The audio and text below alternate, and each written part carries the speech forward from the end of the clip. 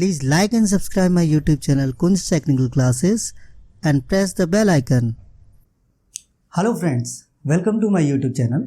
आज हम स्टार्ट करने जा रहे हैं एक नया टॉपिक जिसका नाम है इंट्रोडक्शन ऑफ जावा।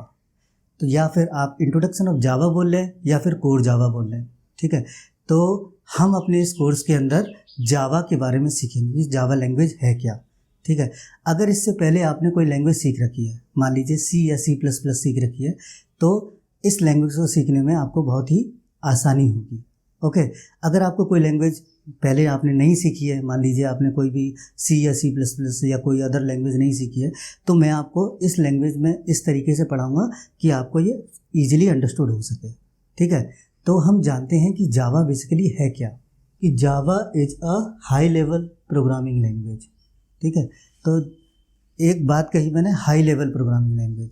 तो हाई लेवल क्या होता है प्रोग्रामिंग लैंग्वेज, और लो लेवल प्रोग्रामिंग लैंग्वेज क्या होती है। हाई लेवल प्रोग्रामिंग लैंग्वेज वो लैंग्वेज होती हैं जो कि ईजिली ह्यूमन के अंडरस्टूड होती हैं, okay.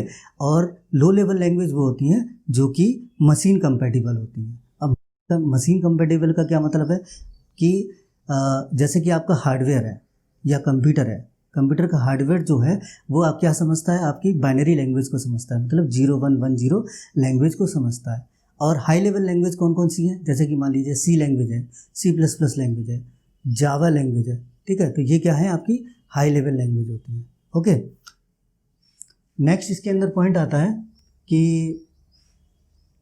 It is a programming language, so it is a case sensitive language. अब बात आती है कि केस सेंसिटिव का क्या मतलब होता है।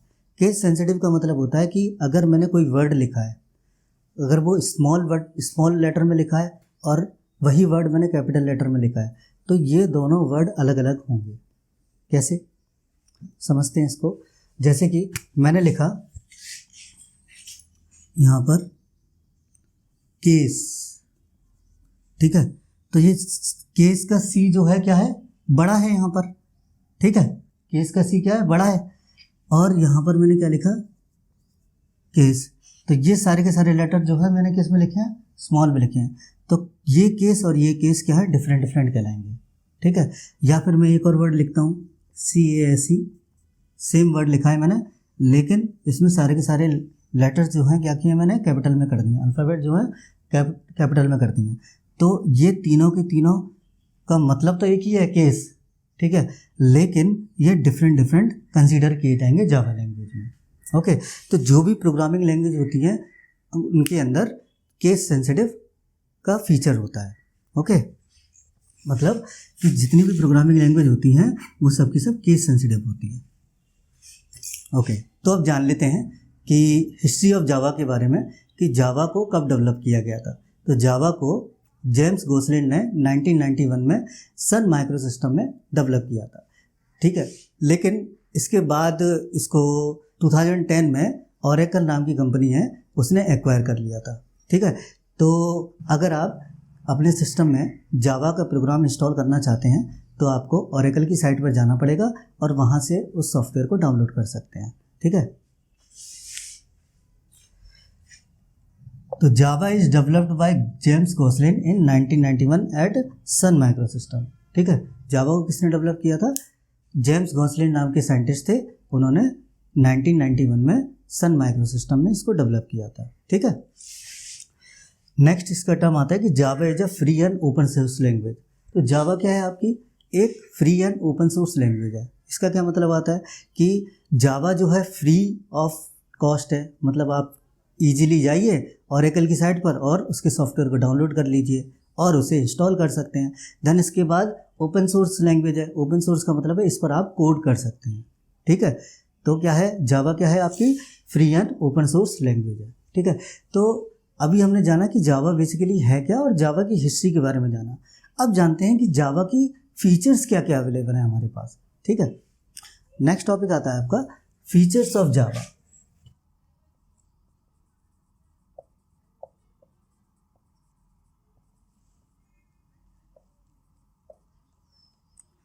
पहला फीचर आता है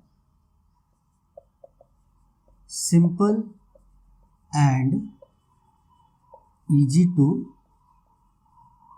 लर्न। तो जावा क्या है, आपकी simple and easy to learn है। क्यों? क्योंकि ये हाई लेवल लैंग्वेज है। तो हाई लेवल लैंग्वेज जो होती है वो इंग्लिश के कंपेटिबल लैंग्वेज होती है, तो ईजिली लर्न की जा सकती है। ठीक है, इसलिए इसे बोला जाता है simple and easy to learn. दूसरा इसका फीचर आता है कि ये पोर्टेबल होती है। जावा क्या है? पोर्टेबल होती है। जावा का सबसे बेस्ट फीचर जो बोला जाता है वो पोर्टेबल इन नेचर बोला जाता है। पोर्टेबल का क्या मतलब है कि हम क्या कर सकते हैं, एक कोड को किसी एक प्लेटफॉर्म पे आपने डेवलप किया, ओके, और आप चाहते हैं कि दूसरे प्लेटफॉर्म पर इस कोड को रन कराया जा सके, तो ये कहलाती है क्रॉस प्लेटफॉर्म कंपैटिबिलिटी। ठीक है, तो जावा क्या है? एक पोर्टेबल लैंग्वेज है। मतलब यहाँ पर बात की जाती है कि जावा एक जो है प्लेटफॉर्म इंडिपेंडेंट लैंग्वेज है। ठीक है, तो जावा एक प्लेटफॉर्म इंडिपेंडेंट लैंग्वेज है, ये इसका सबसे बेस्ट फीचर है। इससे पहले सी और C++ जो लैंग्वेज थी उनके अंदर ये फीचर अवेलेबल नहीं था। ठीक है, तो हम क्या करते थे उससे पहले, अगर हम C और C++ की बात करें, अगर मैंने अपने विंडोज़ के अंदर कोई प्रोग्राम लिखा हुआ है, ठीक है, और मैं चाहता हूँ कि दूसरे प्लेटफॉर्म पर उसको रन कराना चाहता हूँ, फॉर एग्जांपल मैं मैक ऑपरेटिंग सिस्टम पर उसको रन कराना चाहता हूँ, तो वहाँ पर वो इजीली रन नहीं होता था। ठीक है, तो वहाँ पर क्या था? क्रॉस प्लेटफॉर्म कंपैटिबिलिटी नहीं थी। लेकिन जावा ने एक बेस्ट फीचर प्रोवाइड किया जिसका बोला जाता है पोर्टेबल नेचर और क्रॉस प्लेटफॉर्म कंपैटिबिलिटी, या फिर बोला जाता है उसको कि प्लेटफॉर्म इंडिपेंडेंट। ठीक है, प्लेटफॉर्म इंडिपेंडेंसी। तो प्लेटफॉर्म इंडिपेंडेंट का मतलब होता है कि अगर आपने किसी एक प्लेटफॉर्म पर किसी कोड को लिखा है तो आप दूसरे प्लेटफॉर्म पर उस कोड को रन करा सकते हैं। तो ये कहलाता है आपका क्रॉस प्लेटफॉर्म कंपैटिबिलिटी या फिर प्लेटफॉर्म इंडिपेंडेंसी। ओके, नेक्स्ट इसका फीचर आता है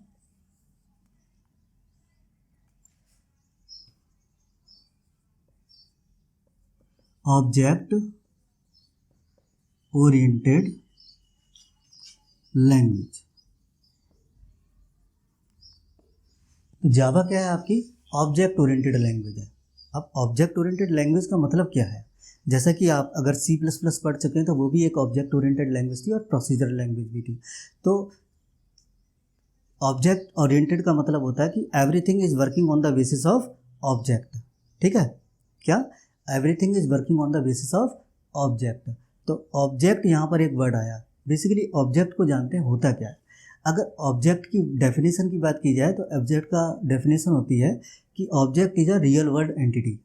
मतलब क्या हुआ कि एक ऐसी एंटिटी जो कि आपके रियल वर्ल्ड में एग्जिस्ट करती है। आपके इस वर्ल्ड में कुछ भी एग्जिस्ट करता है उसको हम ऑब्जेक्ट बोलते हैं। कैसे? मान लीजिए ये एक पेन है, तो ये क्या है? एक ऑब्जेक्ट है। ये कैमरा है, ये एक ऑब्जेक्ट है। ट्राइपॉड है, ये एक ऑब्जेक्ट है। अगर हम चेयर की बात करें तो वो भी एक ऑब्जेक्ट है। अब पेन की बात करें, ये भी एक ऑब्जेक्ट है। फैन की बात करें, ये भी एक ऑब्जेक्ट है। ठीक है, तो दुनिया में कोई भी चीज़ जो एग्जिस्ट करती है उसको बोला जाता है ऑब्जेक्ट। ठीक है, अब बात करते हैं, ऑब्जेक्ट को हमने जान लिया, तो ऑब्जेक्ट की अपनी अपनी प्रॉपर्टी होती है। हर एक ऑब्जेक्ट की अपनी एक प्रॉपर्टी होती है। फॉर एग्जांपल ये एक पेन है, इसकी अपनी प्रॉपर्टीज हैं। क्या क्या प्रॉपर्टीज हो सकती हैं इसकी? कि भाई इसकी लेंथ है, इसकी विड्थ है, इसके अंदर इंक डाली जाती है। ठीक है, तो ये क्या हो गई? इसकी प्रॉपर्टी हो गई। ओके, अगर मैं चेयर की बात करता हूँ तो चेयर की भी लेंथ होती है, विड्थ होती है, वेट होता है, प्राइस होता है। ठीक है, तो ये क्या हो गई? इसकी प्रॉपर्टी हो गई। ओके, और हर ऑब्जेक्ट की अपनी कुछ फंक्शन भी होते हैं। फंक्शन या मेथड बोला जाता है उनको। ऑब्जेक्ट को हम डिफरेंट एग्जांपल के थ्रू समझते हैं। जैसे कि मान लीजिए आपके पास एक कार एक ऑब्जेक्ट है। अब उस कार से रिलेटेड कौन कौन से उसकी प्रॉपर्टीज़ हो सकती हैं? जैसे कि उसका नाम एक प्रॉपर्टी हो सकती है, उसका वेट एक प्रॉपर्टी हो सकती है, उसका कलर एक प्रॉपर्टी हो सकती है, उसका प्राइस एक प्रॉपर्टी हो सकती है। ठीक है, अब उसकी फंक्शनैलिटी क्या हो सकती है?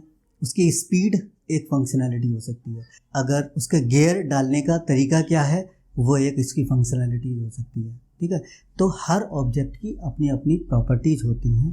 ठीक है, ऑब्जेक्ट ओरिएंटेड लैंग्वेज बेसिकली दो टर्म्स पर काम करती है। पहला होता है आपका क्लास, दूसरा होता है ऑब्जेक्ट।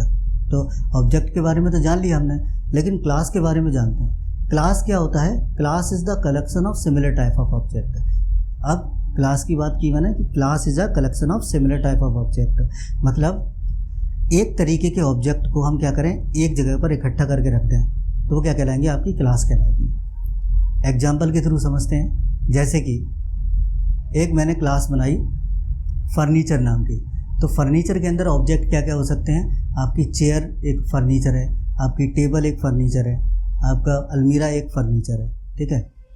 दूसरी कैटेगरी लेते हैं कार, तो कार क्या होगी, आपकी एक क्लास हो गई। अब उस कार के अंदर डिफरेंट डिफरेंट ऑब्जेक्ट आ सकते हैं, जैसे कि मारुति कार हो गई, जैसे कि फरारी कार हो गई, जैसे कि बुगाटी कार हो गई, ठीक है।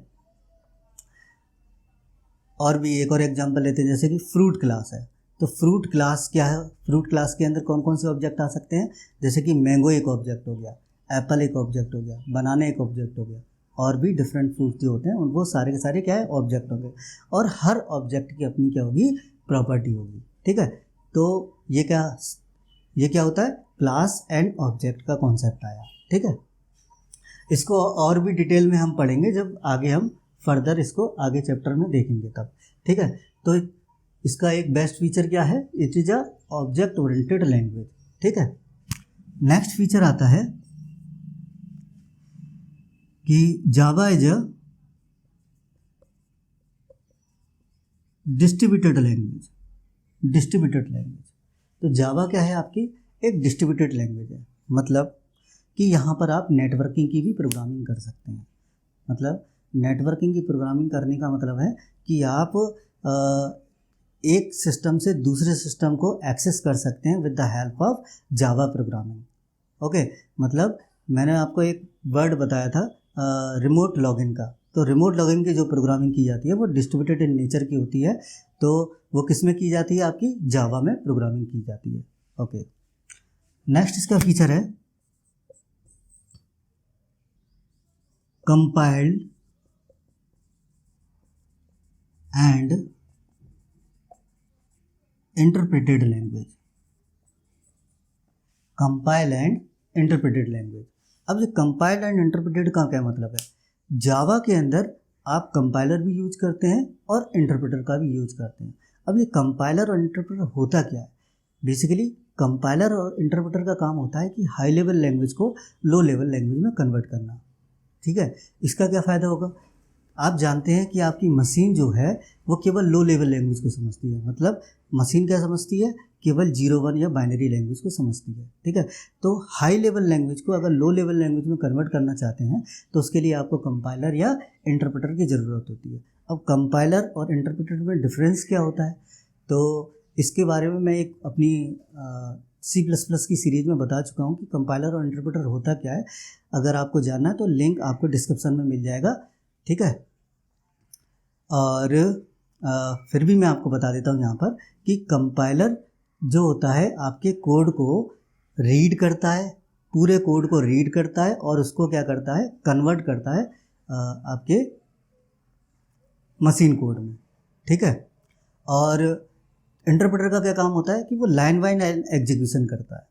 लाइन बाय लाइन एग्जीक्यूशन करने का मतलब है कि वो पहली लाइन को उठाएगा, फिर उसके बाद उसको कन्वर्ट करेगा लो लेवल लैंग्वेज में, देन उसके बाद उसको ऑपरेटिंग सिस्टम को देगा, ऑपरेटिंग सिस्टम किसी आपके CPU को देगा उसको कोड को एग्जीक्यूट करने के लिए, देन दूसरी लाइन को वो उठाएगा, इंटरप्रेटर फिर उसे क्या करेगा, लो लेवल लैंग्वेज में कन्वर्ट करेगा। वो लो लेवल लैंग्वेज आपके ऑपरेटिंग सिस्टम को दी जाएगी, ऑपरेटिंग सिस्टम किसको देगा, आपके CPU को देगा एग्जीक्यूशन करने के लिए। तो यहाँ पर इंटरप्रेटर का मतलब है कि लाइन बाय लाइन एग्जीक्यूशन होता है, और कंपाइलर का मतलब है कि पूरा का पूरा कोड एक बार में ही लो लेवल लैंग्वेज में कन्वर्ट कर दिया जाता है, ठीक है। 6th वन फीचर देख लेते हैं कि जावा इज अ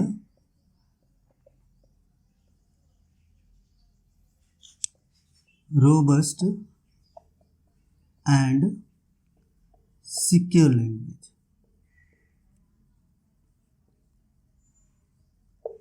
अब ये रोबस्ट का क्या मतलब होता है और सिक्योर लैंग्वेज कैसे है। ये रोबस्ट का मतलब होता है it provide the feature of fault tolerance. Robust का मतलब है it provide the feature of fault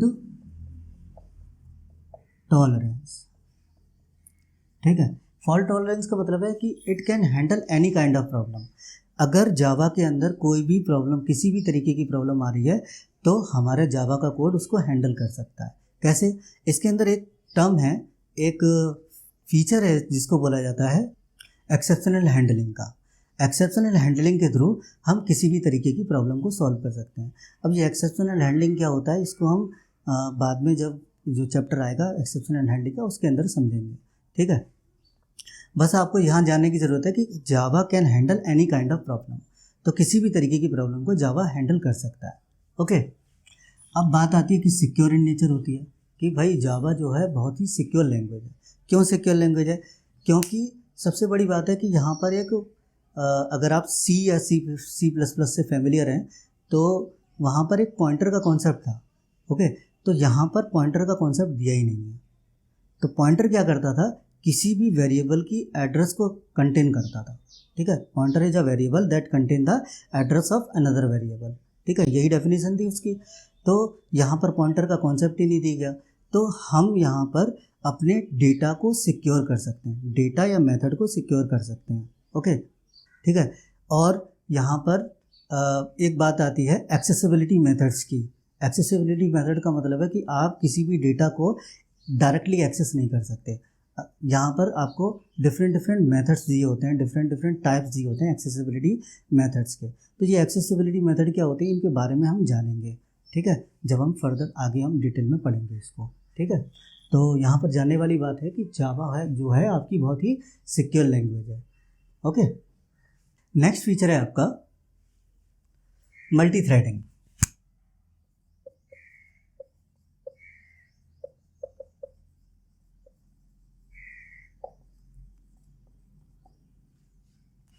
तो जावा जो है आपको मल्टी थ्रेडिंग का कॉन्सेप्ट प्रोवाइड करता है। मल्टी थ्रेड का मतलब होता है कि प्रोसेसेस या टास्क।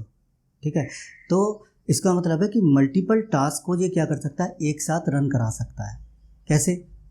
एक एग्जांपल के थ्रू समझते हैं। मान लीजिए आपने एक गेम का प्रोग्राम बनाया है। ओके, तो गेम के प्रोग्राम में आप देखते हैं कि कोई ऑब्जेक्ट है वो रन भी करता है, वो क्या करता है, जंप भी करता है, और ऊपर टाइमर भी चलता रहता है। ठीक है, तो ये सारे के सारे काम क्या हैं, आपके एक साथ कंकरेंटली वर्क कर रहे हैं, रन कर रहे हैं। ठीक है, ये सारे के सारे क्या हैं, आपके कंकरेंटली वर्क कर रहे हैं। ओके, तो क्या हुआ, बहुत सारे प्रोसेसेस, बहुत सारे टास्क जो हैं एक साथ पैरेलली वर्क करते हैं या रन करते हैं, तो हम कहते हैं कि ये मल्टी थ्रेडिंग का कॉन्सेप्ट है। ओके, तो जावा क्या प्रोवाइड करता है, मल्टी थ्रेडिंग का कॉन्सेप्ट प्रोवाइड करता है। नेक्स्ट फीचर है इसका गार्बेज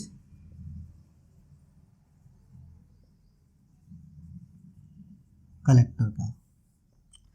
अब इसके अंदर एक नया फीचर आया गार्बेज कलेक्टर, जो कि सी और सी प्लस प्लस में अवेलेबल नहीं था। गार्बेज कलेक्टर का गार्बेज कलेक्टर का मतलब होता है कि मेमोरी को बेटर यूटिलाइज करना।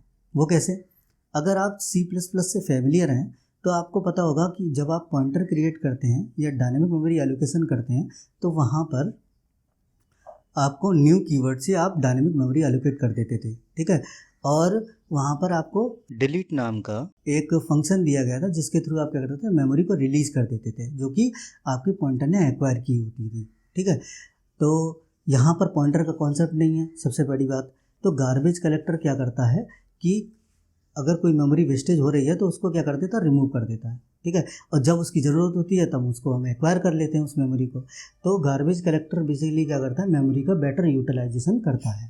ठीक है, तो ये कुछ फीचर्स थे हमारे जावा के। ओके, अब आगे हम पढ़ेंगे कि जावा को इंस्टॉल कैसे किया जाता है और जावा के अंदर इंटरनल वर्किंग किस तरीके से होती है, कि जावा का सोर्स कोड जो है वो किस तरीके से मिडल कोड में कन्वर्ट होता है। ठीक है, और वो किस तरीके से आपका कंपाइल और रन होता है, तो इसके बारे में भी हम अच्छे से जानेंगे।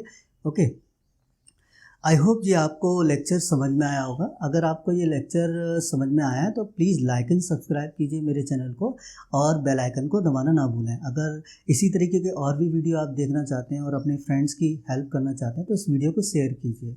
ओके, अगर आपको इस टॉपिक से रिलेटेड अगर कोई प्रॉब्लम है आपको, तो प्लीज़ कमेंट बॉक्स में आप अपनी क्वेरी को लिखिए, मैं डेफिनेटली उसका सॉल्यूशन आपको दूंगा। Thank you.